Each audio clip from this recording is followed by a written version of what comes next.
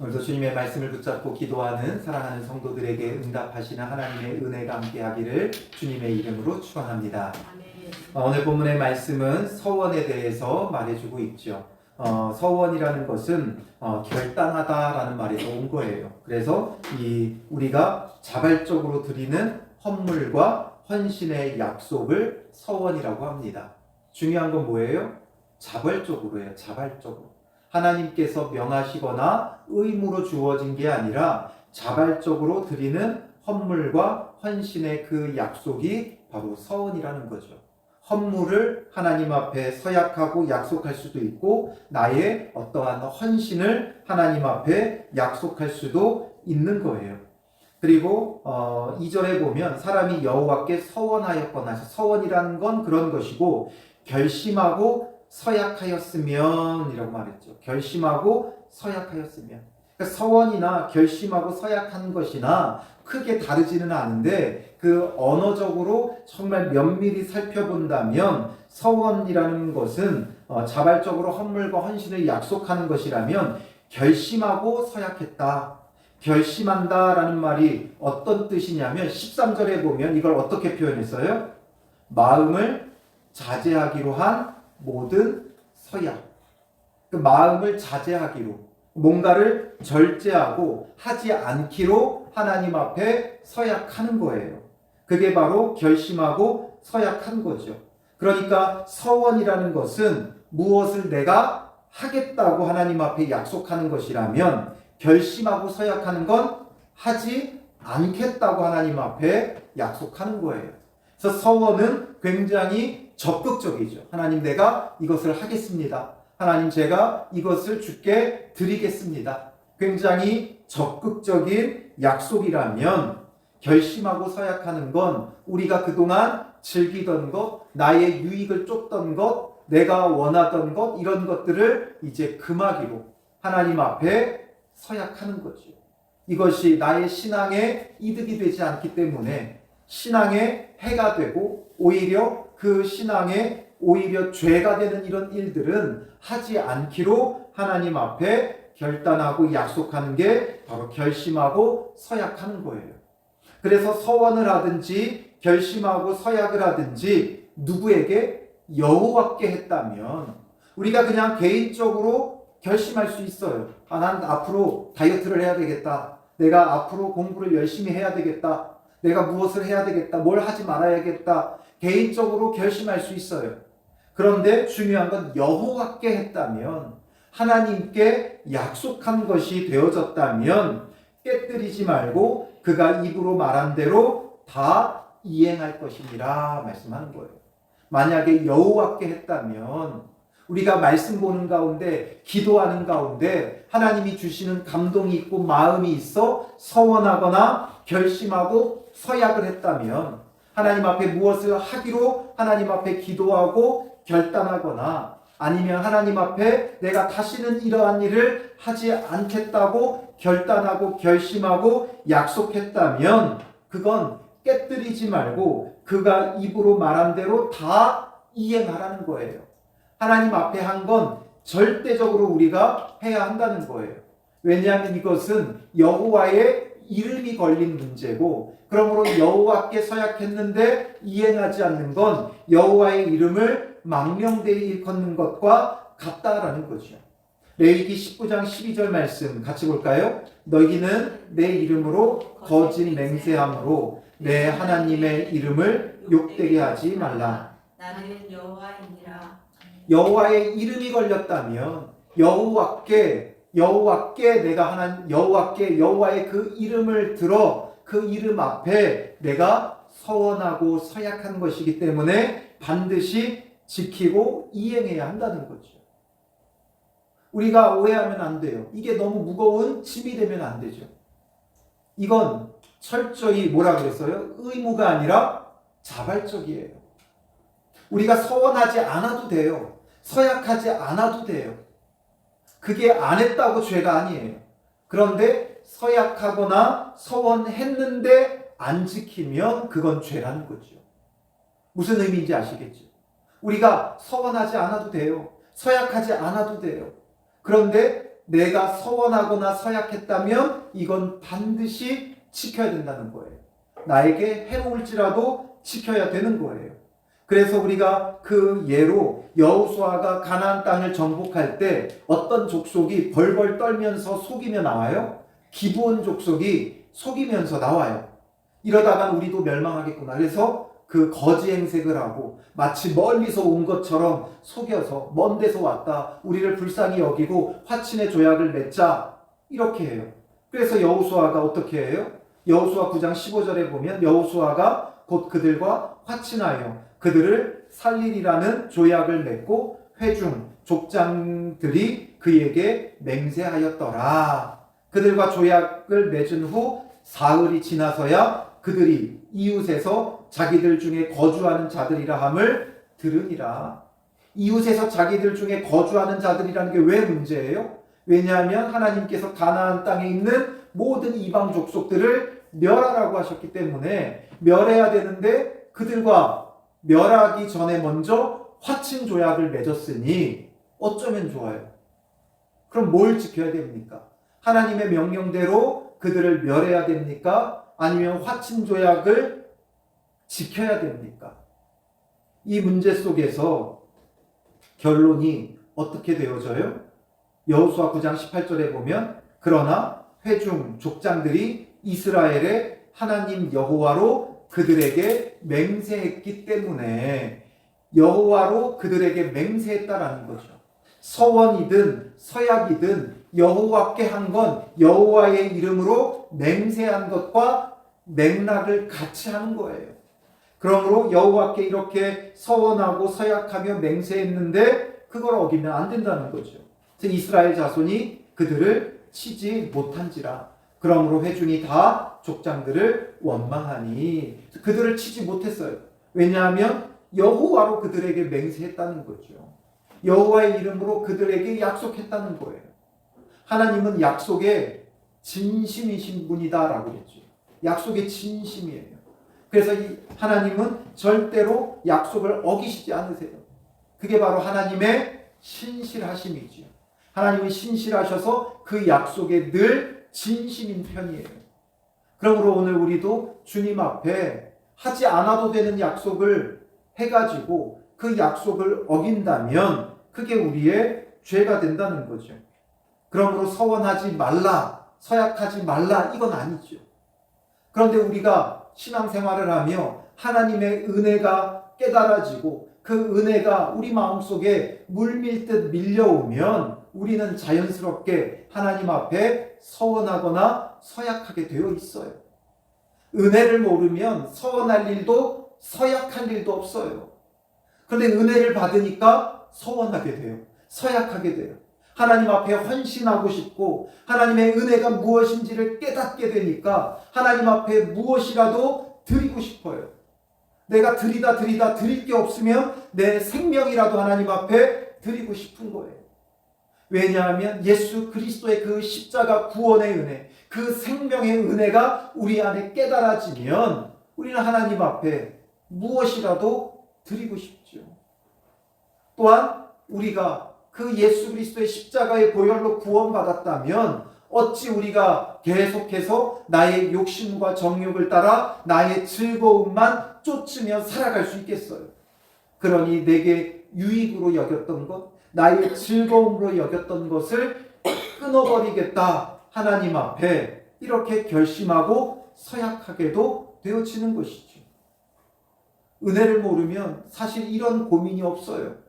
그런데 주님의 그 구원의 은혜를 깨달으면 우리는 이런 영적인 감각이 깨어나야 돼요. 영적인 감각이 무뎌지면 하나님의 은혜를 느끼지 못해요. 우리는 날마다 주의 구원의 은혜 속에 살아가고 있는데 그 은혜를 깨닫지 못해요. 그래서 구약의 하나님께서 그들에게 은혜를 깨달으라고 주신 날이 무슨 날이라고 그랬어요? 그게 바로 수장절이고 초막절이에요. 가나안 땅에 들어가 정착하며 살고 추수하고 풍성함을 누리니까 하나님의 은혜 잊어버려요. 그냥 애초부터 그 땅이 내 땅이었던 것 같고 그 땅의 주인이 나인 것 같고 이 풍성함이 당연한 것처럼 여겨지는 거죠. 여러분들이 처음 집을 사서 이사하여 들어갈 때의 심정을 한번 생각해 보세요.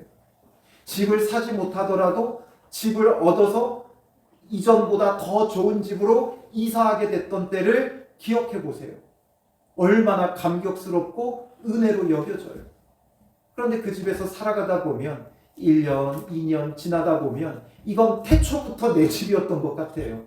그리고 이 집이 점점 불만이 생기죠. 이런 문제도 있고 저런 문제도 있고 이것도 답답하고 저것도 답답하고. 그래서 우리는 영적인 감각이 무뎌지면 은혜가 사라져요. 영적인 감각을 깨워야 돼요. 그래서 앞서서 그 수장절에 매일 하나님께서 다른 절기보다 갑절 이상의 제물로 그들로 하여금 번제를 드리게 하셨던 거죠. 그리고 이 수장절에는 어디서 생활해요? 초막, 텐트를 짓고 텐트 생활을 해요. 어린이들은 야 좋겠다 캠핑하네 생각하지만 그 텐트 생활이 결코 편하지 않아요. 일주일 동안 멀쩡한 집을 내두고 그 마당에 텐트를 쳐놓고 거기서 생활을 하는 거죠. 그러면서 그들의 본래 그 신분, 그 위치는 뭐라는 거예요? 광야 떠돌이였다라는 거죠. 광야 떠돌이였던 우리에게 하나님께서 이렇게 가나안 땅을 주셔서 집도 있고 땅도 있고 농사도 짓고 추수도 하고 이 모든 것이 전부 다 하나님의 구원의 은혜라는 걸 깨닫게 되는 영적 감각을 일깨우는 날이 되어진 거예요. 이런 것처럼 오늘 우리도 영적인 감각을 깨워야 돼요. 그냥 습관적으로 보내는 일상이 아니라 오늘 보낸 여러분들의 하루, 지난주 금요일과 별다르지 않았던 오늘 하루, 어제와 다르지 않았던 오늘 하루, 우리는 그런 것 속에 너무 익숙해지고 무뎌져서 그렇지 하나님께서 우리를 지키실 결과예요. 하나님께서 우리를 지켜주시지 않으면 뉴스를 보세요. 정말 얼마나 기가 막힌 일들이 일어나는지 몰라요. 얼마 전에 뉴스에서 전 정말 놀랐던 게 뭐냐면 중국에서 고층 아파트에서 잠자던 사람이 침대에 누워서 멀쩡히 잠자던 사람이 태풍 바람에 날아갔어요. 그 창문이 깨지고 그 바람이 거세게 불어서 그냥 자다가 그냥 그 침대 위에서 날아가 버렸어요. 그게 CCTV에 잡혔어요. 저는 얼마나 황당해요. 그게 정말 기가 막힌 뉴스 토픽에서 나보는 이야기가 아니라 우리의 삶 속에 있는 일들이에요. 그런데 우리가 이렇게 멀쩡히 걸어서 돌아다닐 수 있고 하루를 보낼 수 있고 이 매 순간순간이 하나님께서 나를 지키시는 것이고 내게 일어난 하루의 모든 일들이 그냥 있는 일들이 아니라 우리에게 벌어지는 모든 일들은 뭐라 그랬어요? 하나님의 구속사라 그랬죠. 구속사. 구원의 일들이에요. 하나님께서 우리를 구원해가는 모든 과정 속에 있는 거예요. 구원의 그 과정 속에 오늘이 꼭 있어야 됐던 일들을 우리가 경험한 거예요. 그게 바로 창조주 하나님을 믿는 것이고 그 하나님이 우주 만물을 창조하신 분이 이 땅을 주관하고 다스리며 구원하신다는 그 믿음을 가진 정말 기독교 세계관, 구속사를 가진 믿음의 사람들이 되는 거죠. 이런 영적인 감각이 깨어나야 돼요. 그러니 오늘 하루 우리가 그냥 늘 가던 학교 다녔고 직장 생활했고 늘 만나던 사람 만났고 내가 하던 일들 했고 그게 아니라 이 모든 일들 가운데 하나님의 구원의 섭리가 전부 다 깃들어 있다는 거예요. 그런 이런 영적인 감각이 깨어나고 그 은혜가 정말 우리 안에 살아나면 생수의 강이 우리 안에서 넘쳐 흐르면 곧 그 성령이 우리 안에 충만하면 우리는 당연히 은혜로 가득하게 되어 있고 은혜로 넘치는 자들은 뭐 할 수밖에 없어요? 서원하거나 서약할 수밖에 없는 거예요. 그런데 이 서원과 서약이 바로 그 은혜 가운데 정말 다른 서원과 서약이 되어져야 돼요. 자칫 잘못하면 감정에 휘둘리는 서원과 또 서약들이 있어요. 그래서 우리가 그냥 그 흥분된 마음에 감정을 주체치 못해서 그냥 일단 지르고 보는 사람들 있죠. 신앙생활도 하다 보면 그럴 때가 있어요. 내가 정말 그 은혜에 너무나 흥분한 나머지 하지 말아야 될 약속을 하나님 앞에 해버릴 때가 있다고 해요. 제가 일평생 주님만 사랑하고 살게요. 저는 이제 이성교제를 하지 않겠습니다. 결혼을 하지 않겠습니다. 그냥 감정에 치우쳐서 해버리면 안 된다는 거죠. 흥분된 마음에 내가 일평생 선교사로 살겠습니다. 목회자로 살겠습니다. 이런 감정에 휘둘리는 게 되면 안 돼요. 정말 주신 은혜 속에 하나님의 부르심이 있어 선교사로, 목사로 서원하고 헌신할 수도 있겠죠. 여러 가지 것으로 하나님 앞에 헌신하고 서원할 수 있겠죠. 그런데 그것이 감정의 문제가 되면 안 된다는 거예요. 그래서 특히나 수련회나 집회나 부흥회 때 그 강사들의 요청에 의해 이 분위기에 휩쓸릴 때가 있어요.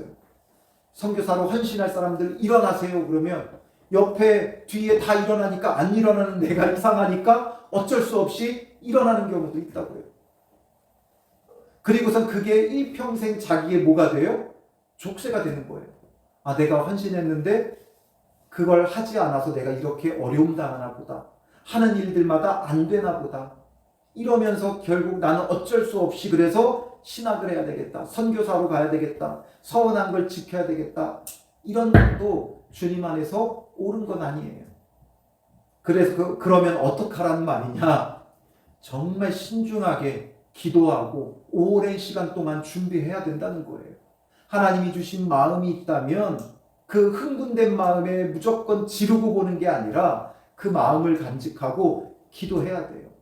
정말 하나님이 내게 원하시는 것인가? 그냥 나의 감정이나 나의 인간적인 생각은 아니었는가? 아니면 누군가의 강요는 아니었는가? 우리가 정말 주님 안에서 그것을 철저히 기도하고 구별하고 구분하는 시간이 필요하다는 거죠. 주신 마음이 있으면 그 마음을 끊임없이 살펴야 돼요. 그리고 준비하고 그리고 나서 확신이 들었을 때 그때 하나님 앞에 서원하거나 서약해도 늦지 않아요. 근데 미리 서원하고 나니까 미리 하나님 앞에 약속하고 나니까 나중에 나의 형편이나 사정이 되지 않을 때 그럼 우리는 거기에 늘 일평생 얽매여 산다고요.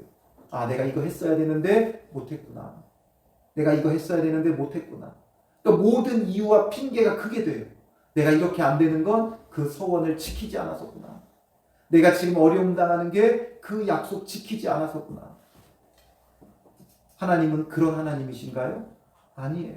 그래서 그것에 대해서 설명하는 게 오늘 본문의 주된 내용이에요. 그럼 굴레에 사로잡히지 마라. 그래서 5절의 마지막에 뭐예요? 여호와께서 사하시리라. 또 8절에도 여호와께서 그 여자를 사하시리라. 또 12절에도 여호와께서 그 부녀를 사하시느니라. 용서해 주신다는 거예요. 내가 감당할 수 없는 서원을 했을 때 하나님께서 용서해 주신다는 거죠. 누구를 통해서? 남편이나 아버지를 통해서 용서해 주겠다는 거죠.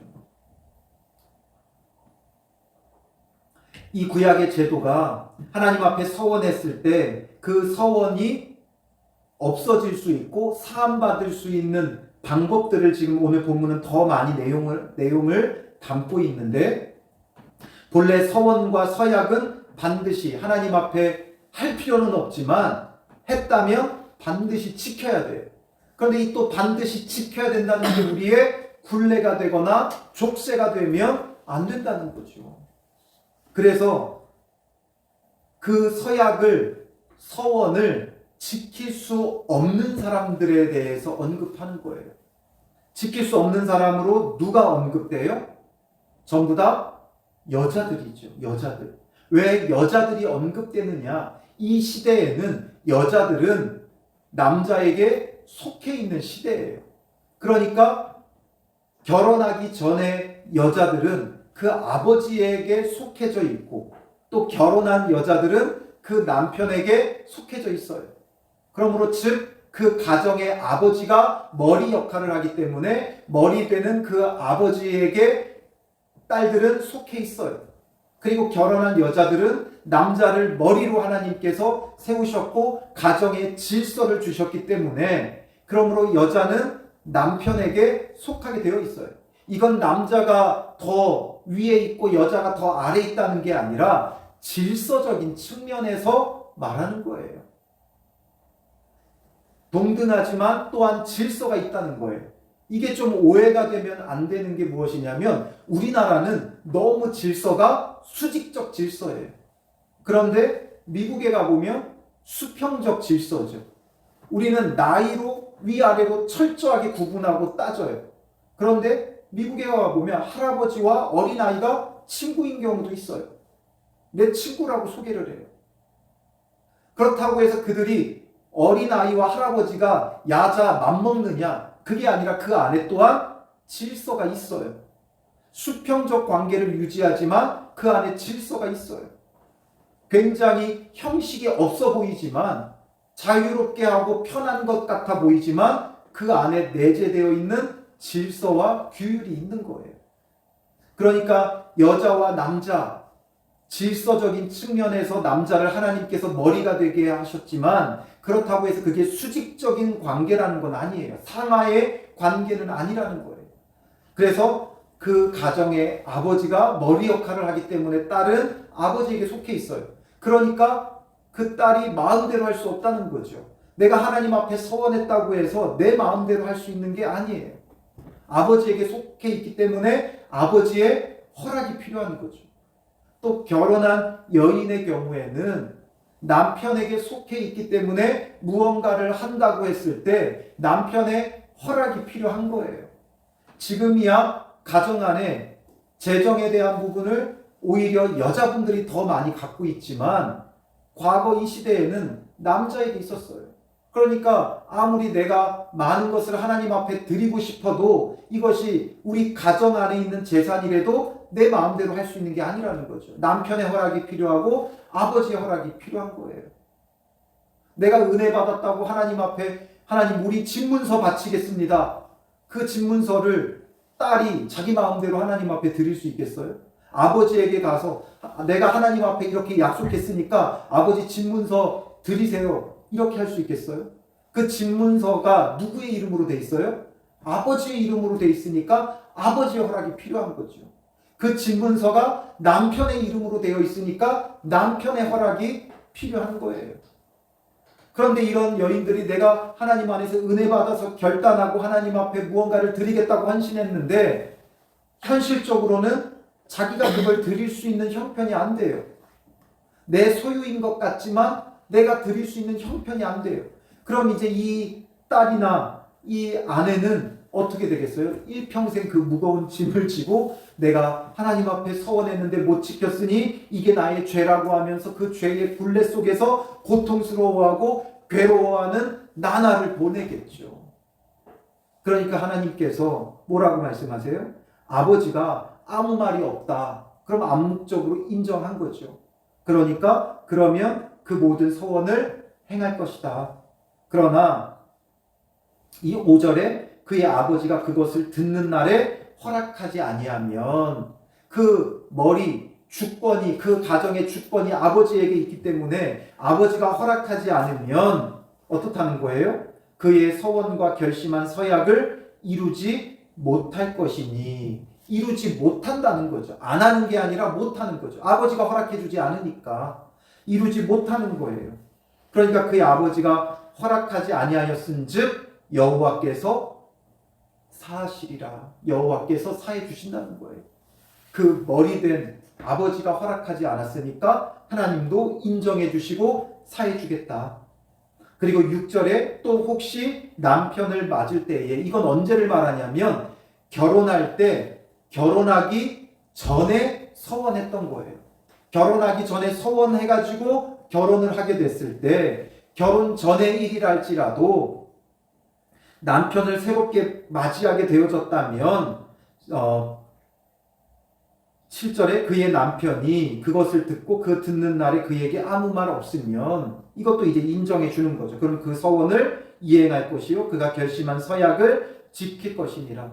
그러나 8절에 그의 남편이 그것을 듣는 날에 허락하지 아니하면 그 서원과 결심하려고 경솔하게 입술로 말한 서약은 무효가 될 것이니 여호와께서 그 여자를 사하시리라. 사해 주신다는 거예요. 그리고 10절로 넘어가 보면 부녀는 이제 결혼한 여자죠. 그러니까 결혼한 이후에 하나님 앞에 서원하거나 서약한 것. 남편이 아무 말이 없고 금하지 않으면 지키라는 거예요. 그러나 12절에 그의 남편이 그것을 듣는 날에 무효하게 하면 아무것도 이루지 못하나니 그의 남편이 그것을 무효하게 하였은즉 여호와께서 그 부녀를 사하시느니라. 사해 준다는 거죠. 결국 하나님께서는 우리가 이 서원과 서약은 반드시 지켜야 되지만 또 지키지 못한다고 해서 그것의 굴레에 사로잡히고 그 족쇄에 매여 있기를 원하는 게 아니라는 거죠. 그러니까 내가 서원했는데 이걸 안 지켜서 내가 안 되나 보다. 내가 이걸 해서 안 되나 보다.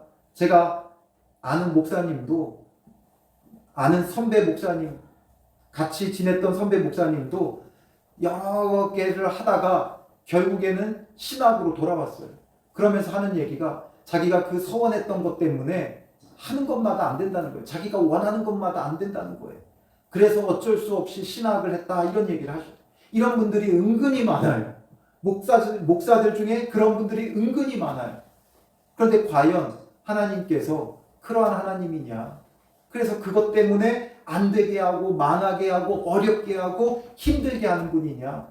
아니요. 고작 그 서원 하나 때문이 아니라 그의 구원의 일들을 위해 하나님께서 그 구원의 일들을 이루어 가신 것이지 서원 안 지켰다고 하나님께서 어렵게 만들고 힘들게 만드시는 그런 하나님이 아니라는 거예요. 그렇게 하신다면 우리가 하나님 앞에 결단하고 지키지 못한 게 얼마나 많은데요. 우리는 우리가 생각지도 못한 약속들도 하나님 앞에 한 경우가 많아요. 기도하면서 결단하고 기도했던 것들이 얼마나 많은지 몰라요. 그거 안 지켰는데 그럼 우리는 이미 망해도 폭삭 망하고 쫄딱 망해야 될 인생들이에요.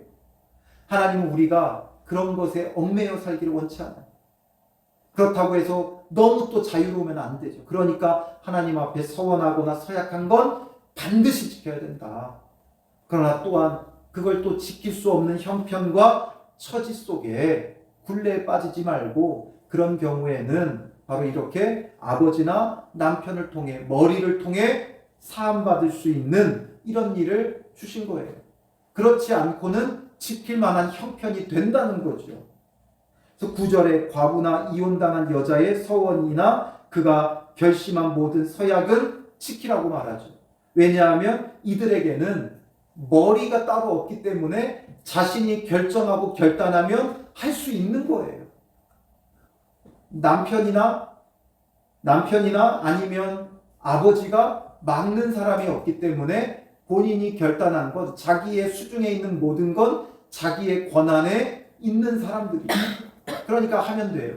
그런데 아버지 밑에 있는 딸이나 남편 밑에 있는 아내는 자기 마음대로 할 수가 없는 거죠.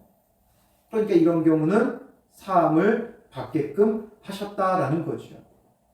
이것이 오늘 우리에게 어떤 의미가 있는가? 그래서 남편이나 아버지가 반대해줘야 우리의 서원이나 서약이 그러면 무효가 되느냐? 그걸 말하려고 하느냐? 아니죠. 아니죠. 정말 우리에게 말하려는 건 하나님은 우리를 사하여 주시는 분이라는 거예요. 사하여 주시는 분. 그리고 또한 그러므로 머리에게 이 모든 권한이 있다는 거죠. 13절에 보면 모든 서원과 마음을 자제하기로 한 모든 서약은 그의 남편이 그것을 지키게도 할 수 있고 무효하게도 할 수 있으니 그의 남편이 여러 날이 지나도록 말이 없으면 아내의 서원과 스스로 결심한 일을 지키게 하는 것이니 이는 그가 그것을 들을 때에 그의 아내에게 아무 말도 아니하였으므로 지키게 됨이라 말하는 거죠. 지키게도 할 수 있고 무효하게도 할 수 있는 게 누구에게 있다고요? 그의 남편에게. 그럼 우리는 남편에게 가서 요청해야 돼요? 아니죠. 우리의 남편이 누구예요? 우리의 신랑이 누구예요? 신랑 되실 그리스도에 대해서 말하고 있는 거예요. 결국 우리의 그 서원을 지키게 하는 분도 누구예요? 우리의 신랑 되신 그리스도고, 무효할 수 있는 것도 그리스도예요. 그러므로 우리가 서원한 걸 지킬 수 없는 우리의 연약함에 대해서 용서하여 주시는 분도 누구라고요? 예수님인 거예요. 그러므로 서원한 걸 예수님이 주시는 그 은혜와 힘과 능력을 덧입어 우리는 힘써 지키는 자가 되어져야 돼요. 그러나 힘써 지키지 못할 때는 바로 그 예수 그리스도의 죄 사함의 은혜가 필요한 거죠. 은혜가. 그래서 머리 대신 그리스도에게, 우리의 신랑 되신 그리스도에게 이 모든 권한이 있다는 거예요. 그러므로 우리는 그리스도에게 속해서 이제는 우리가 아버지와 남편에게 속해 있는 자가 아니라 그리스도에게 속한 자로서 살아가라는 거죠. 그래서 그리스도에게 속한 자로 그리스도께서 지키게 하는 건 지키는 자가 되고 무효하게 한 건 무효함을 누리는 은혜를 얻는 거예요. 다른 어떤 것보다, 그 무엇보다 우리가 사모해야 되는 건 바로 우리의 신랑 되신 그리스도 예수님이죠. 예수님이 우리의 머리가 되어주시면 우리를 지키게도 할 수 있고 무효하게도 할 수 있어요. 그가 주신 성령의 힘으로 지키게도 하시고 또 그의 십자가 보혈로 우리의 그 불의함과 순종치 못함에 대하여 무효화할 수도 있다고요. 그분이 바로 예수님이라는 거죠. 그걸 구약시대에는 딸은 아버지를 통해 그 은혜를 누렸고 또 아내는 남편을 통해 누리는 은혜였어요. 그러나 이보다 더 온전한 은혜는 신랑 되신 그리스도를 통해 누리는 은혜라는 거죠. 주님의 말씀, 우리가 서약하고 서원하고 지키고 싶지만 지키지 못하죠. 그러나 지키게 하는 힘도 오직 그리스도에게 있고 또 지키지 못할 때 그 굴레와 족쇄에 매여 있지 않고 무효화하며 우리의 죄를 용서하시는 분도 그리스도라는 거예요. 그러므로 우리는 신랑 되신 그리스도를 사모하고 그의 은혜를 누리는 자가 되어져야 돼요.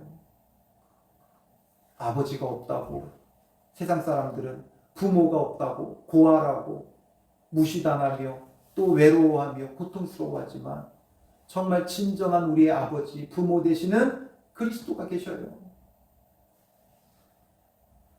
남편이 아니라 왼수라고 부르죠. 그러나 그 남편보다 더 나의 편이 되어 나를 구원해주고 또 나의 죄를 무효화해 주시는 분도 참 신랑 되신 그리스도세요.